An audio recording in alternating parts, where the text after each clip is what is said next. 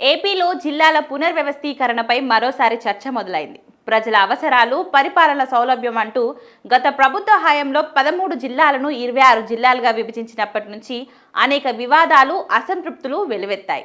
ప్రజల అభిప్రాయాలను సక్రమంగా సేకరించకుండానే తీసుకున్న ఆ నిర్ణయం అప్పట్లో గందరగోళానికి దారితీసిందని విమర్శలు కూడా వచ్చాయి. ఈ పరిస్థితిని సరిచేయడానికి కూటమి సర్కార్ చర్యలు మొదలుపెట్టింది. ఇందుకోసం జిల్లాల పునర్వ్యవస్థీకరణ, కొత్త జిల్లాల ఏర్పాటుపై అధ్యయనం చేయడానికి ప్రభుత్వం 7 మంత్రులతో ఉపసంఘాన్ని ఏర్పాటు చేసిన విషయం తెలిసిందే. ఈ కమిటీ ఇప్పటికే ప్రజల వినతులు స్వీకరించడం ప్రారంభించింది. జిల్లాల కలెక్టర్లు కూడా ప్రజల నుంచి అర్జీలు తీసుకుంటున్నారు. అందిన ప్రతిపాదనన్నింటినీ సమీక్షించిన తర్వాత ఉపసంఘం అసెంబ్లీ సమావేశాలకు ముందే తన నివేదికను సమర్పించనుంది. గడువు తేదీ స్పష్టంగా జనగణన షెడ్యూల్ కారణంగా 2026 జనవరి 1 నుంచి 2027 మార్చి 31 వరకు జిల్లాలు, మండలాలు, గ్రామాల సరిహద్దులు లేదా పేర్ల మార్పులు చేయడం సాధ్యం కాదు. అందువల్ల అన్ని మార్పులు 2025 డిసెంబర్ 31లోగా పూర్తి చేసి అమల్లోకి తేవాలని ప్రభుత్వం భావిస్తుంది. ఈ కారణంగా ప్రభుత్వం వేగంగా నిర్ణయాలు తీసుకోవాల్సి ఉంది. ఇక మరోవైపు ప్రతిపాదిత జిల్లాల వివరాలు చూస్తే మార్కాపురం కేంద్రంగా కొత్త జిల్లా, ప్రకాశం జిల్లాలో మార్కాపురం కేంద్రంగా కొత్త జిల్లాల ఏర్పాటుకు ఎప్పటి నుంచో డిమాండ్ ఉంది. గిద్దలూరు, కనిగిరి, మార్కాపురం, ఎర్రగొండపాలెం, దర్శి నియోజకవర్గాలను కలిపి కొత్త జిల్లా ఏర్పాటు చేసే అవకాశం పరిశీలనలో ఉంది. అదనంగా బాపట్ల జిల్లాలోని అద్దంకి, నెల్లూరు జిల్లాలోని కందుకూరు నియోజకవర్గాలను మళ్ళీ ప్రకాశం జిల్లాలో కలిపితే పరిపాలన సౌలభ్యం కలుగుతుందని భావిస్తున్నారు.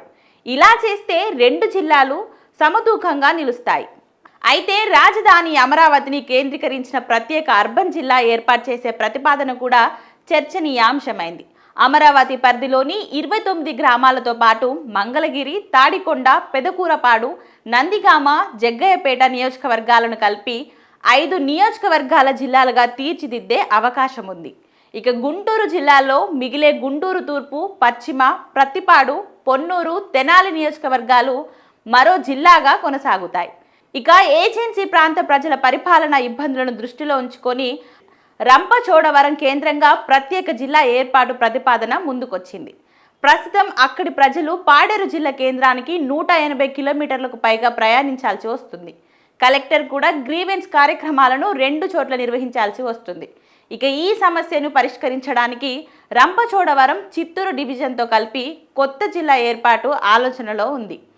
పునర్వ్యవస్థీకరణలో మార్పులు చేయాలనే వినతులను కూడా మంత్రుల కమిటీ దృష్టికి తీసుకొచ్చాయి. అదేవిధంగా కొన్ని నియోజకవర్గాల పునర్విభజనపై కూడా ప్రతిపాదనలు ఉన్నాయి. ప్రస్తుతం కృష్ణా జిల్లాలో ఉన్న గన్నవరం, పెనమాలూరు నియోజకవర్గాలను ఎన్టీఆర్ జిల్లాలో కలపాలని యోచిస్తున్నారు. దీనివల్ల ఎన్టీఆర్ జిల్లాలో విజయవాడ తూర్పు, పశ్చిమ, మధ్య, తిరుపూరు, మైలవరం, గన్నారం, పెనమాలూరు సహా 7 నియోజకవర్గాలు ఉంటాయి. ఇక శృంగవరపుకోట నియోజకవర్గాన్ని విశాఖ జిల్లాలో, మండపేటను తూర్పు గోదావరిలో, రామచంద్రపురంను కాకినాడ జిల్లాలో చేర్చే అవకాశం ఉంది. కైకలూరు నియోజకవర్గాన్ని కృష్ణా జిల్లాలో కలపాలని, రైల్వే కోడూరును తిరుపతి జిల్లాలో చేర్చాలని ప్రతిపాదనలు వచ్చాయి.